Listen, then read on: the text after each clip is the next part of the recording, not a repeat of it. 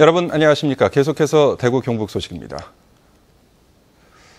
오늘 대구와 경북 지역은 구름이 많았습니다. 오늘 낮 최고 기온은 대구 28.2도, 구미 27.3, 안동 26.9, 포항 24.6도로 어제와 비슷했습니다. 오늘 밤 경북 북부 지역에는 5에서 40mm의 소나기가 내리겠습니다.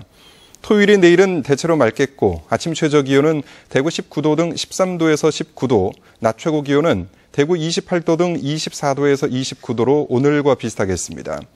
당분간 일교차가 10도가량 벌어져 건강관리에 주의가 필요합니다.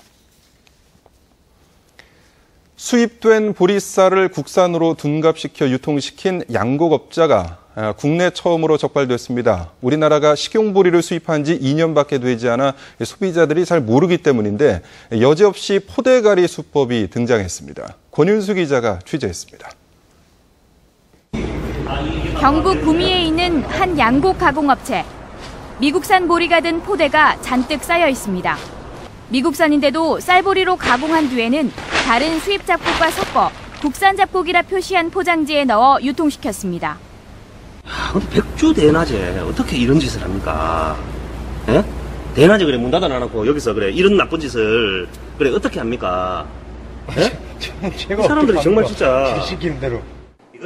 경북 농산물품질관리원은 최근 2년 동안 미국산 보리 400여 톤을 가공해 국산으로 속여 서울 양곡도매상과 대기업 식자재 취급업체에 유통시킨 혐의로 업주 A씨를 구속했습니다. 유통 물량만도 5억 5천만 원어치에 달합니다. 국산이 수입산보다 2배 비싼 데다 식용보리가 수입된 지 2년밖에 되지 않아 도매상들조차 잘 모른다는 점을 악용했습니다.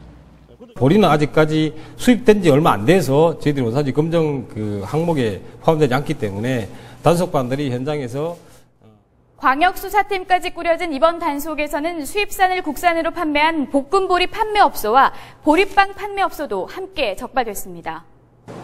농산물품질관리원은 최근 웰빙 바람을 타고 보리 소비가 늘고 있어 비슷한 수법이 성행할 것으로 보고 단속을 강화하기로 했습니다. MBC 뉴스 권윤수입니다. 대구시가 싱크홀 발생을 막기 위해 지하철이나 대형 상수도관, 도시가스, 전기통신시설 등 지하 매설물이 있는 구간은 구군과 시설관리공단이 1차로 점검하고 싱크홀 발생이 의심되는 곳은 전문 용역업체에 맡겨 정밀 점검을 하기로 했습니다. 또 외부 전문가를 포함한 점검단을 꾸려서 관내 대형 공사장에 싱크홀이 있는지 여부도 확인하기로 했습니다. 대구상공회의소가 지역기업 125개 업체를 조사한 결과에 따르면 올 추석 연휴에 제조업은 평균 4.3일, 건설업 4.2일, 서비스업 3.7일을 쉬는 것으로 나타났고 4일을 쉬는 업체가 45%로 가장 많았습니다. 또 올해부터 적용되는 대체 휴일제에는 기업의 43.5%가 실시하고 단체 협약이나 연차 휴가 등을 이용해서 휴무하는 업체를 포함하면 51.6%의 기업이 다음 달 10일에 쉬는 것으로 조사됐습니다.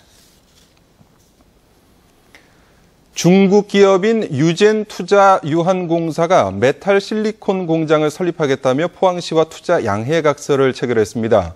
이강덕 시장 취임 이후 벌써 세 번째 투자 기업 유치인데 침체된 지역 경제의 활로가 될 수 있을지 관심이 모아지고 있습니다. 김형일 기자가 취재했습니다. 중국 유젠투자유한공사가 포항시와 투자 양해각서를 체결하고 3천만 달러 규모의 메탈 실리콘 공장 건설을 약속했습니다. 포항 부품 소재 전용공단 3만 6천여 제곱미터 면적에 내년 말까지 태양전지 원재료 생산 공장을 설립할 계획입니다. 포항시는 130여 명의 고용 창출 효과를 기대하고 있습니다.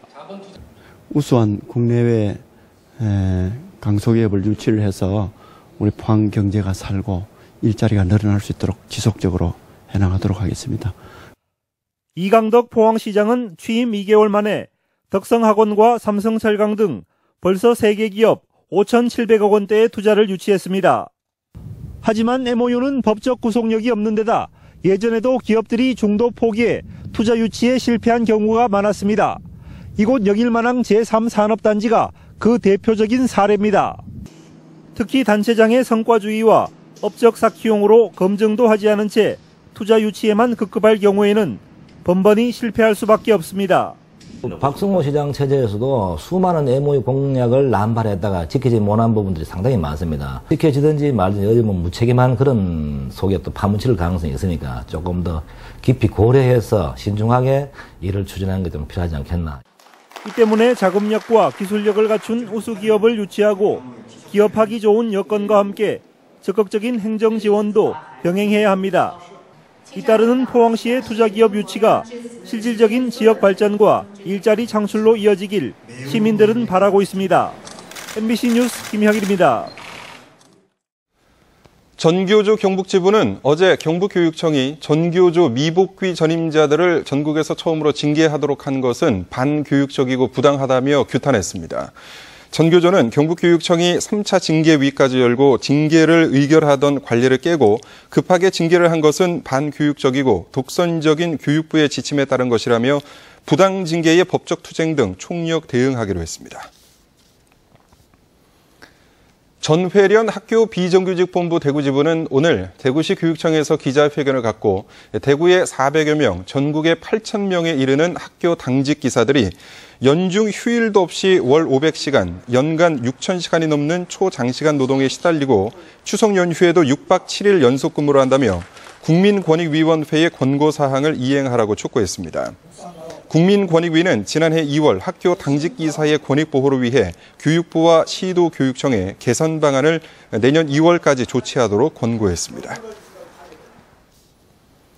새정치민주연합 홍일학 의원이 대구시로부터 받은 자료에 따르면 대구시의 중증장애인 생산품 의무 구매 비율은 지난 2011년 0.52%이던 것이 2012년 0.25%, 지난해에는 0.13%로 줄었습니다.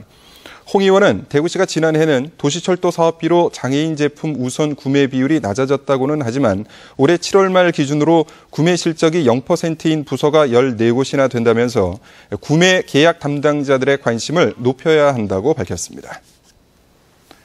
지금까지 대구 경북 소식이었습니다. 고맙습니다.